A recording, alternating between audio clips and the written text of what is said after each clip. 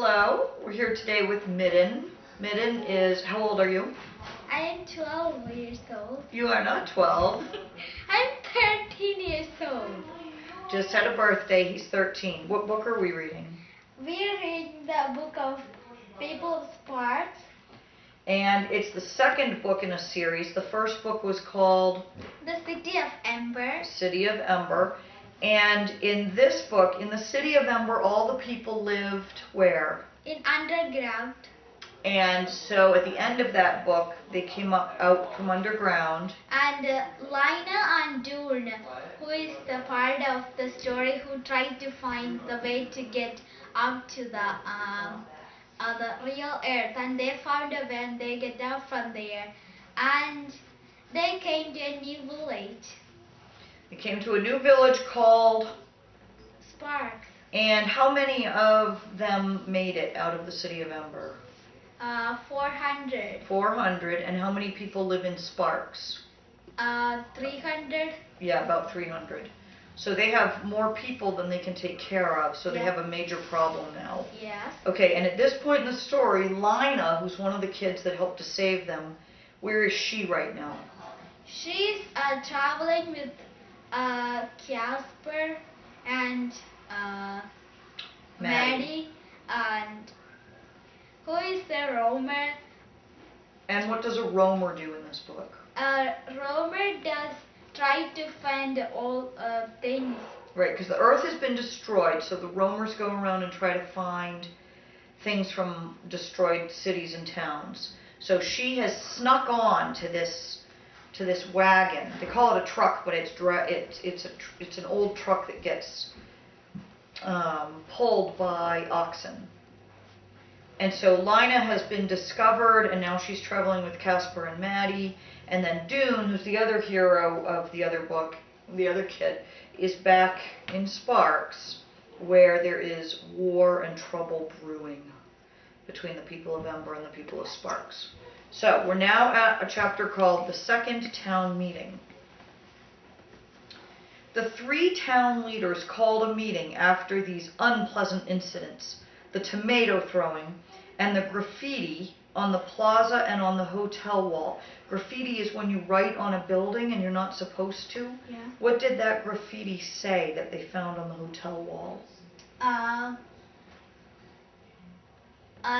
Go back to your cave. Yes, that's exactly what it said. Go back to your cave. They met in the tower room of the town hall to talk. This is unfortunate, Mary said. I'm afraid these spiteful deeds will cause bad feelings to get worse on both sides. Spiteful means mean. Those mean things that people did. Wilmer nodded. Feelings are already bad, he said. These cave people, said Ben, are not as civilized as we are. Do you think that's true? No. People who will destroy 2 whole crates of tomatoes might do anything. They think the people of Ember destroyed those tomatoes, but we actually know who threw those tomatoes. Who was it? Torin.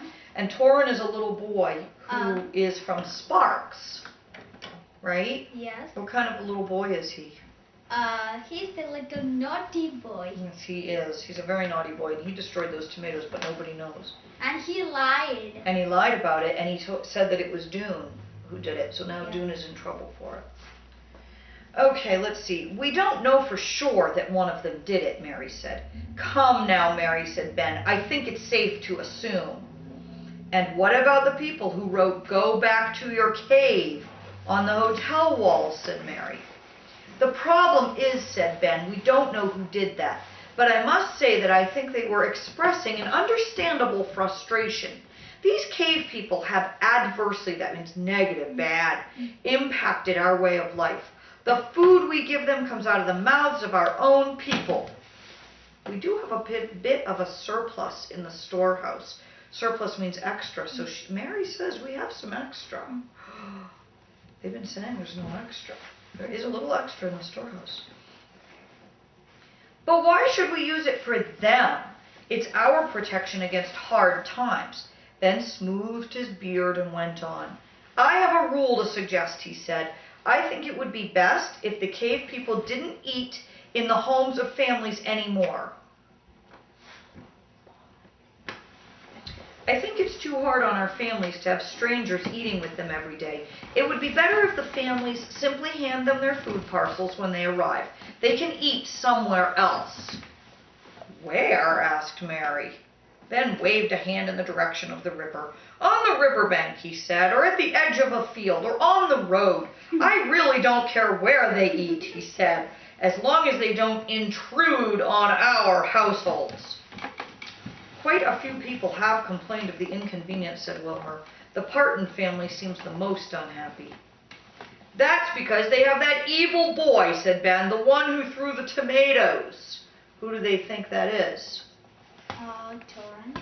Well, who are the Parton families helping to feed? Who's the evil boy that threw the tomatoes that Ben thinks?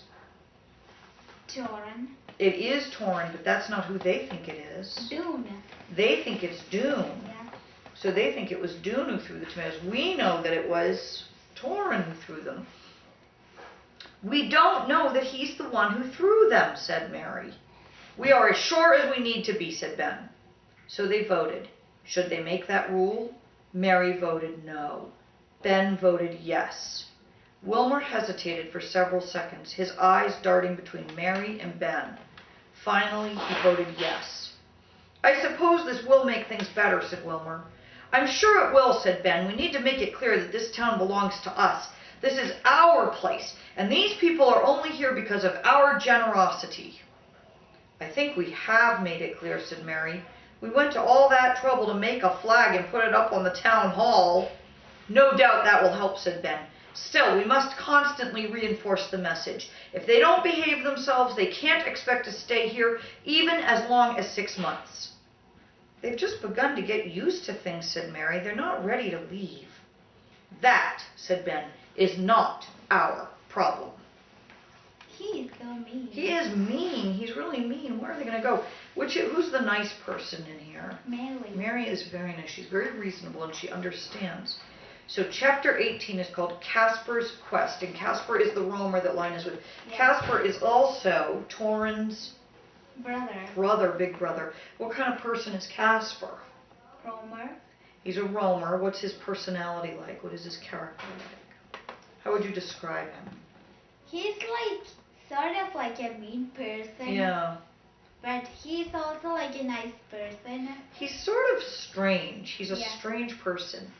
And he was really mean to that other guy, that other roamer. Other roamer, and his other room is very old, and the Casper hid with him. Yes, he started to whip him, didn't he? With a whip. Yeah. Right, and so Casper isn't really very nice, but anyway, he's letting Lina stay. On the last night of their journey to the city, they're trying to find the city. The city. They keep thinking there's a big city out there, because otherwise they're just little tiny villages. On the last night of their journey to the city, the travelers stayed in a real house. It was roofless, doesn't have a roof, but most of its walls still stood, providing shelter from the wind that blew strongly off the water. They found some water, right? They found the ocean. There was no furniture in the house, of course. They sat on the bare floor. Casper was excited that night. He talked so much that he almost forgot to eat. His third traveler's cake sat on his knee, getting cold. Okay, go on quickly. Go on by. Sorry, come on. Hold on. At one point, he turned to face Lina. Now listen, he said. I'm going to tell you something, so you'll understand the importance of what we're doing. He paused. Then he spoke in a low, vibrating voice. I happen to know, he said, that there is a treasure in the city. There is, said Lina. How do you know?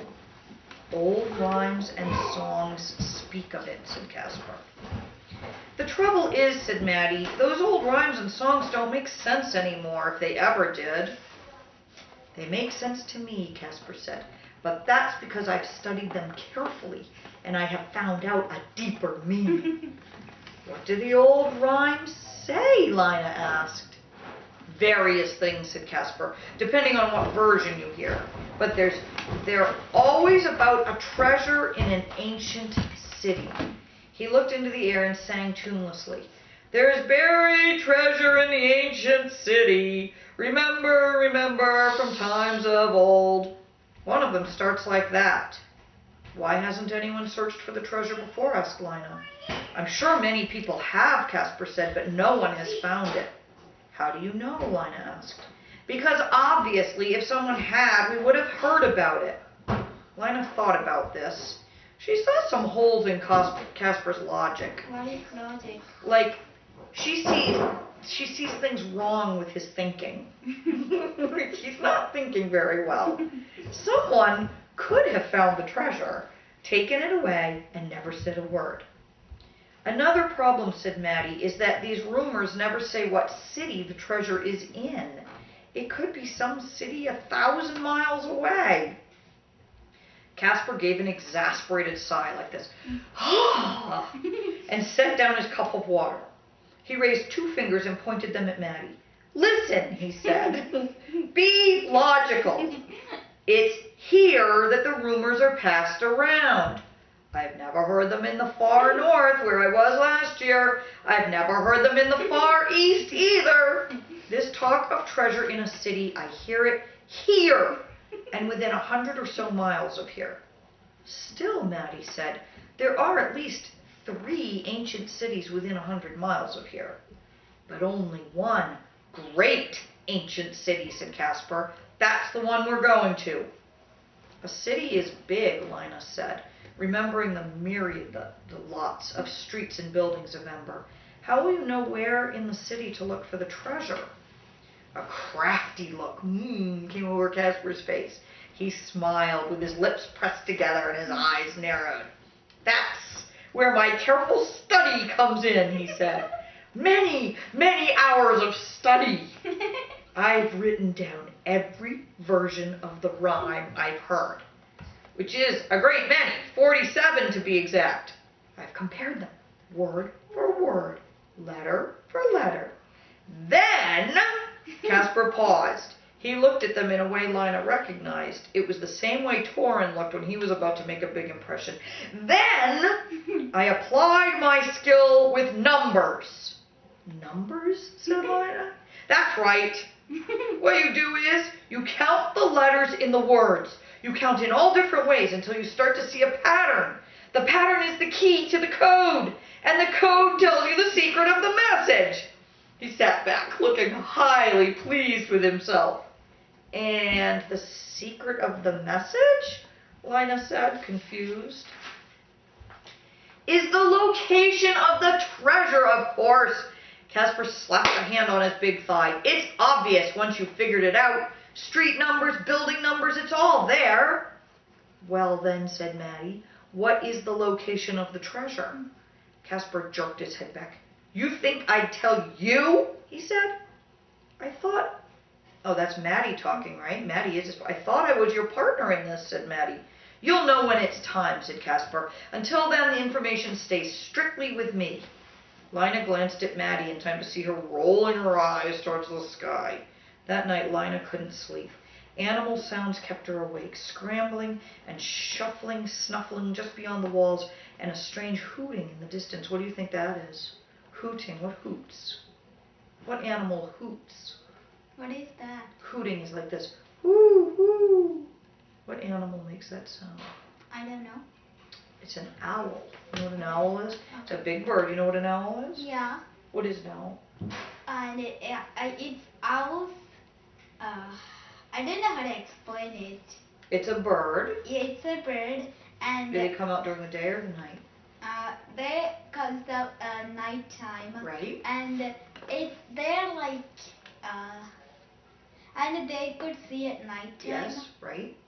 They have big eyes. They have big eyes. And they say, whoo, whoo, so she must hear that. Whew. Dark thoughts troubled her too. Casper's search sounded all wrong somehow. Yeah, I think that's all wrong, don't you? He's really weird. He's very weird. She didn't want to help him. The thought of it filled her with dread. You know when you're filled with dread about something, you don't want to do something. Okay. She lay on the hard floor of the house, staring at the black sky, feeling worse and worse, until finally she decided she must try to think about something else. So she said to herself over and over for a long time, "Tomorrow I'll see the city. Tomorrow I'll see the city." They traveled the next day, mile after mile, along a road that was nearly straight, though they had to trace a winding path around the places where the pavement was pitted or thrust up or crumbled away, so the road was no good. On their right was the vast green sheet of water, bordered by waving grasses, where great white birds stood knee-deep in pools and rose like floating paper. That's a nice image, isn't it? Yeah. White birds floating like paper. And flocks of black birds flew up, trilling into the air. Good. Good. Okay. This is part 2 of Reading with Midhun. Midhun, what are you reading today to us? I am reading the book Magic Tree House 10, and the name of the book is Goes Down at Sundown by Mary Pope Osborne. Okay. And there is a picture on this one. Can you show the picture? The other book we read didn't have pictures. Okay. Chapter 1. How Wild. Jack and Annie were sitting on the porch of their house. Annie was gazing down the street and Frog Creek woods. Jack was reading a book. "I have a feeling we should check the woods again," Annie said. "Why?" said Jack without looking up. "A rabbit's hopping by," said Annie. "So we have seen rabbits before. Not like this one," said Annie. So what's in the woods, first of all? From other books, you know what's in the woods. What do they go to the woods to do? There is a magic tree house, and it has a lot of books, and they take on books, and they say, "Get me there." That if they get into a wild picture, they said to get there. They will get there. And what does she see that lets them know that they should go to the treehouse this time? They see a rabbit. Right, and he says, "We've seen rabbits before," Yeah. so now she's going to explain. "What do you mean?" Jack stood up and looked at her. "He's a rabbit with very long legs hopping down their street." Soon the rabbit left the sidewalk and headed into the woods. "He's a sign," said Annie. "A sign of what?" said Jack. "The Morgan's back," said Annie.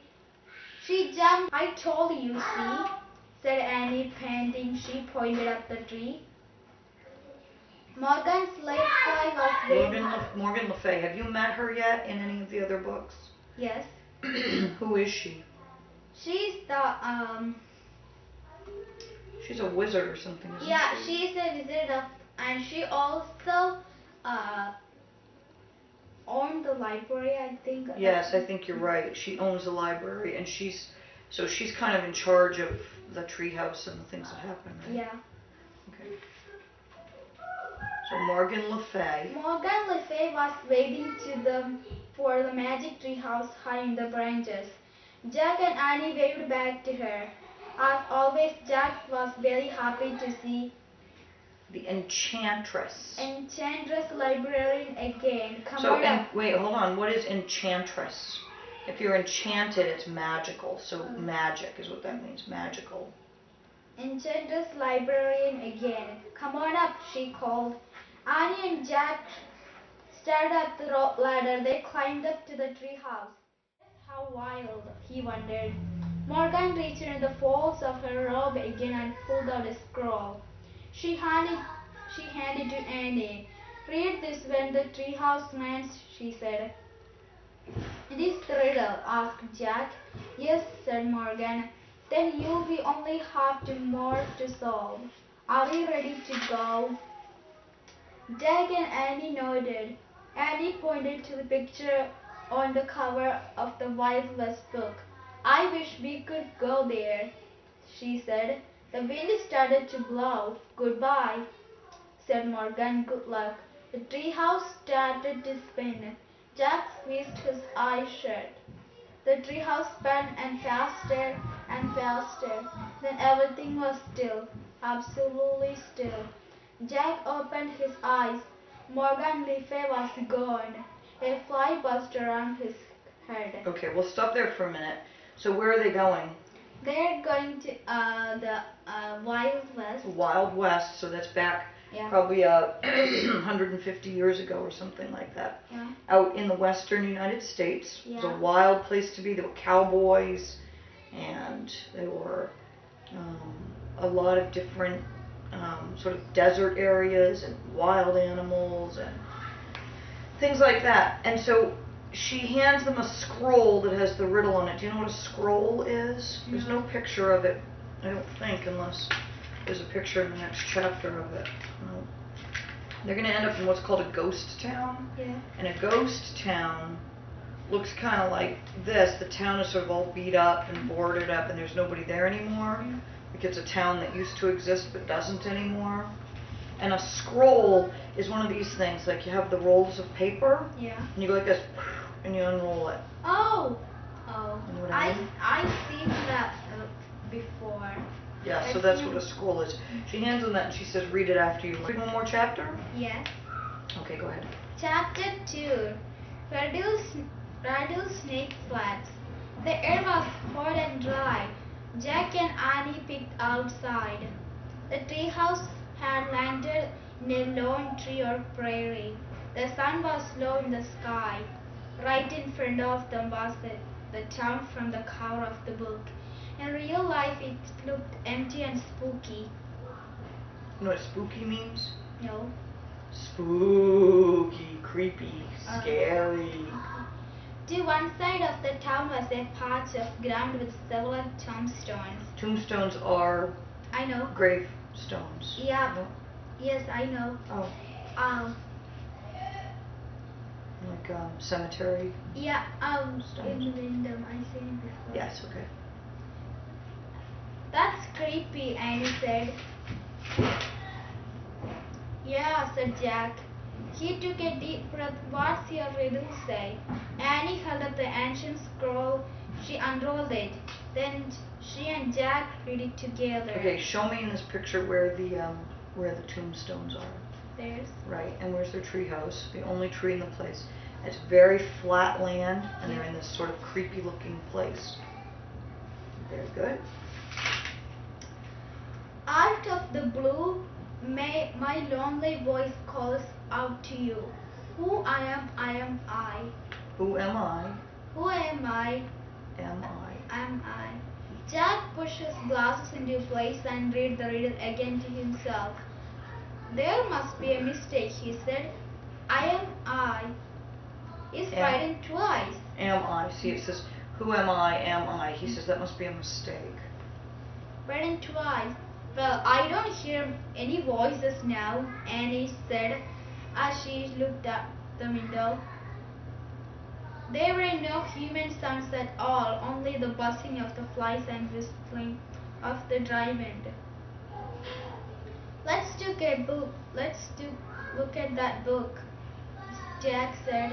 He opened the book. The pages were yellow with age. He found a picture of the town and read the words beneath it out loud. In the 1870s, Rattlesnake's Flat was a rest stop for the stagecoach that carried passengers from Santa Fe. Yes, that's right. You said that right. And that's the same town that we heard about in... Josefina. Exactly right. Excellent connection. New Mexico to Fort Worth, Texas. When the creek dried up, everyone left. By 1880, it was a ghost town. Yeah, so a ghost town doesn't really have ghosts, but it means that it's an empty town. Okay. There's nothing left of it. So they're here somewhere around 1880, which is what, 125 years ago, 127 years ago. So that's where they went back to. Wow, a ghost town, said Annie, her eyes wide. Let's take a quick look around, said Jack, so we can leave before dark. Right, said Annie, let's hurry. She started down the rope ladder. Jack put the old book into his bag. Then he followed Annie down the ladder. They stood by the tree and looked about. Tumbleweeds blew across the dry ground. That's like dried up grassy stuff. They kind of go They roll around. Suddenly something jumped past down. Yikes, they both said. Excellent expression. But it was just a rabbit, a long-legged rabbit hopping past the rabbits with long legs. What is that sound? Said Annie. What sound? Asked Jack. The rattling sound, said Annie. Jack looked up. What? He said. There. Annie pointed to a rattlesnake. It was about 100 feet away. It was coiled up the rattling. Jack took Do you know what a rattlesnake is? No. They're a snake that have a rattle at their tail, and it kind of goes like this. Thank you, Duke, for being our demonstration. It goes like this, and it makes a rattling sound. And when they do that, it means they're going to attack you. And if you get bitten by a rattlesnake, it's very, very dangerous. So they could die if they get bitten by that snake. Okay. We don't have rattlesnakes here in Maine. We don't have poisonous or dangerous snakes in Maine. But you had them in India, didn't you? Yeah. What kind? It's sort of like those kind. Cobra. Cobra. Did you ever see one in real life? No, my mom has seen it. She did? Yeah, my mom has seen it. Do you know what? I think she's. I don't know. My mom is in it. I know that, and it's a cobra. And she's sleeping like on the grass. Oh, she my was tired, Lord. and she has her knife on her hand, and she was sleeping. And my mommy used to have cow. The cows eat grass, but next to our house it's all big trees and things, and it's all sand, and we have to go to forest and cut grass and come to feed the cows. Yeah, and one day my mommy went to cut and she tired and slept on, and it's like I don't know how much far it is. One cobra, it's standing like that, and it's a thing. It's getting like, and she take the knife and cut the head of the cobra. Are you serious? Yeah. Holy mackerel! She was very brave to do that. Okay, let's keep reading for a little bit more, and then we're going to stop and ask some questions. Jack took a look at the snake and ran. Annie ran too. They ran past the graveyard and right into the ghost town. I guess that's why this town is called Rattlesnake Flats, said Annie when they stopped. Jack looked around. The town was hardly big enough to call a town. There was one unpaved street and few old buildings. It was quiet, too quiet. Look at store, said Annie. She pointed to a building. The faded sign in the general store. The faded sign said general store. That's like a store we just get everything you need. Let's look inside. Maybe the answer to riddle in here. Jack and Annie stepped inside the porch. The wooden board squeaked loudly. The door had fallen off its hinges. Those are door has hinges in it. They're what make the door open and close. Okay. The hinges. Had fallen on its hinges. They peeked inside. The air was thick with dust. Spider webs hung from the ceiling. Okay, let's stop there because we've done enough of the reading. I'm going to ask you some questions, okay? I'm going to ask you some questions about your own reading, and I've got to check my computer to get the questions I need to ask. And we'll finish that after in a little bit, okay? Well, let's ask the questions first. Okay, so... Is this the last chapter? Well, I know, we'll finish it in a little bit. But first, let me ask you some questions so that we can talk about some of your reading interests, okay? So, how long have you been here in the United States? About 7 months. About 7 months. And how much English would you say that you had when you first came?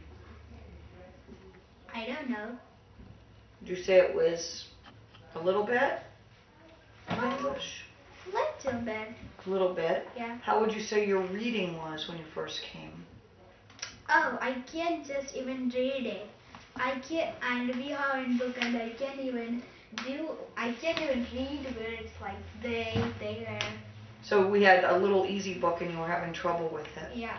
Like babies reading books. I was used to read that book. So would you have been able to read a book like this? No. So you've come a very long way. Now I'm going to ask you a few questions, okay? How much computer time do you spend in a day? How much computer time?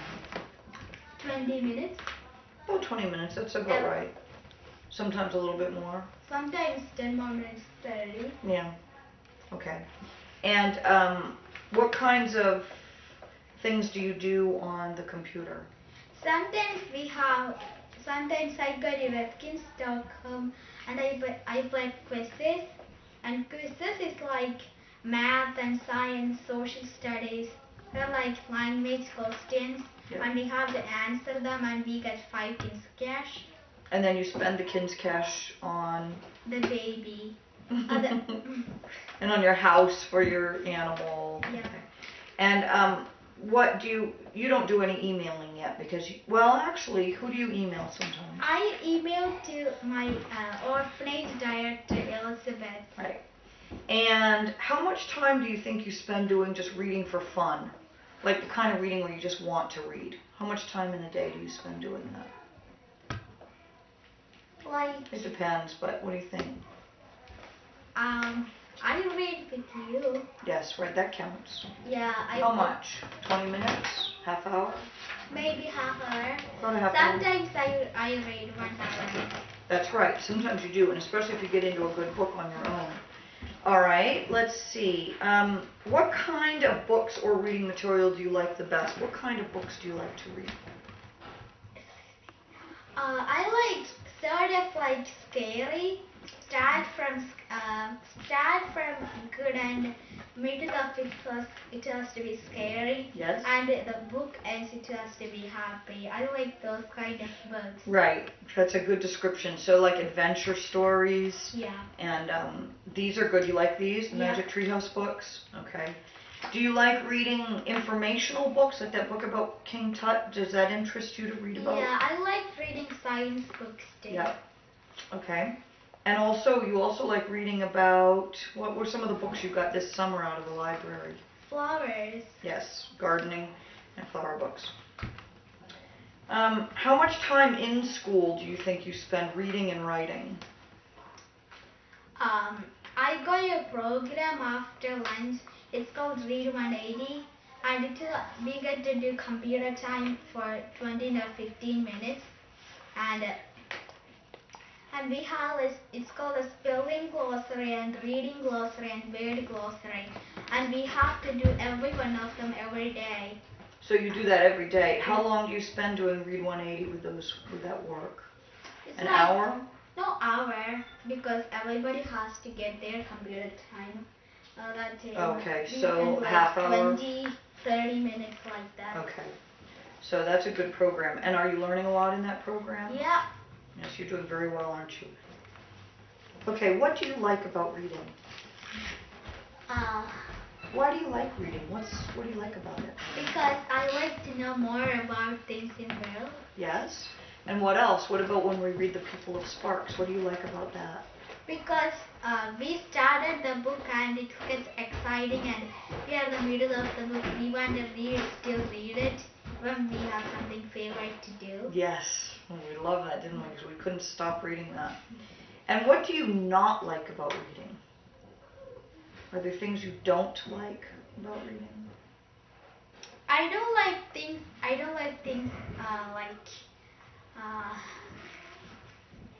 like it's not like books, but it's not like. Oh, like other kinds of reading material? Yeah. Like maybe stuff for school or? Not like that, but like it's not real, but if somebody's making up things like that. Like certain kinds of stories you don't like very much? Yeah, I don't like sort of like. Like The books are really scary and we. Oh, I know what you mean. Like the Goosebumps books you probably Yeah. wouldn't like. No. Right. And is there anything you find difficult? Do you find reading hard to do? Yeah. Other books, some of the books are really hard for me to do. Right. Because some of the words I don't know what to Right. read. Maybe that word is more important in that story, but I don't know the word. And if it's an important word and you're not sure, Chris, we're filming at the moment. If it's an important word that you don't know, then it can really affect the way you understand the book. So vocabulary is important, isn't it? Now, what about writing? Do you like writing? I like to write. And you've done some good writing. And how do you describe yourself as a reader? How do you think you read?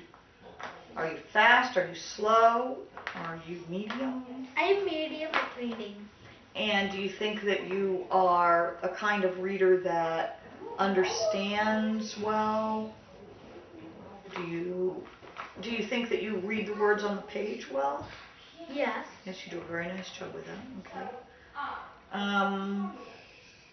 Do you think you write well? I think I do. You do. And you've come a long way in your writing too, haven't you? You're doing sentences now Yeah. with periods, Yeah. all of that kind of stuff. Anything else you want to tell us about your reading or your writing? Now, you were also very able to read and write in Malayalam, which was your first language. And Hindi. And in Hindi, right? And Tamil too. And Tamil, could you read and write in all of those? I don't know a lot about Tamil. I can't write, but I know little of alphabets. But I could speak little bit. Okay. And with Hindi, could you read and write?